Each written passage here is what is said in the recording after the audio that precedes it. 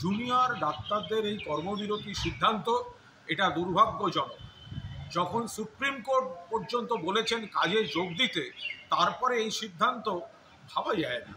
মাননীয় মুখ্যমন্ত্রী বারবার চেষ্টা করেছেন, আলোচনা করেছেন, কথা বলেছেন, যেখানে পরিকাঠামো এবং নিরাপত্তা ব্যবস্থা, নজরদারির ব্যবস্থার সমস্ত কাজ চলছে, সেখানে দাঁড়িয়ে এই পুজো উৎসবের মরশুম, ওদিকে বন্যা, এই অবস্থায় আবার কর্মবিরতি, এটা কারা করছেন, কাদের পরামর্শে করছেন, কেন করছেন?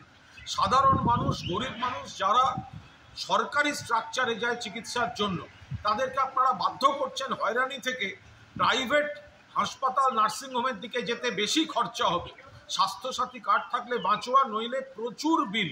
এটা কি হচ্ছে? সুপ্রিম কোর্টে আপনাদের লয়ার বলছে আপনারা কাজ করছেন বা কাজ করবেন। আপনারা এখানে সমস্ত কাদের বুদ্ধিতে, কোন উদ্দেশ্যে এই ধরনের ঘটনা?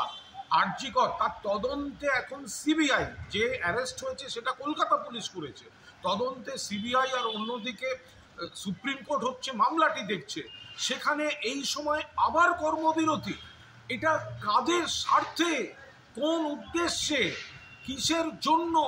এত মানুষের এই সময়টা চিকিৎসার জরুরি পরিষেবার দরকার হতে পারে, বন্যা পরিস্থিতি রয়েছে, পুজো এবং উৎসবের মরশুম রয়েছে, এত মানুষের অর্থনীতি জড়িত, সেখানে আপনারা এক সাধারণ মানুষের কথা না ভেবে, এটা কাদের পরামর্শ, কারা চাইছে এই ধরনের পরিস্থিতি তৈরি করতে? দয়া করে আপনারা এগুলো পুনর্বিবেচনা করুন এবং মাননীয় মুখ্যমন্ত্রী যেখানে নিজে তিনি বারবার অতীত আহ্বান জানিয়েছেন, আবেদন জানিয়েছেন, আপনারা কাজে যোগ দিন।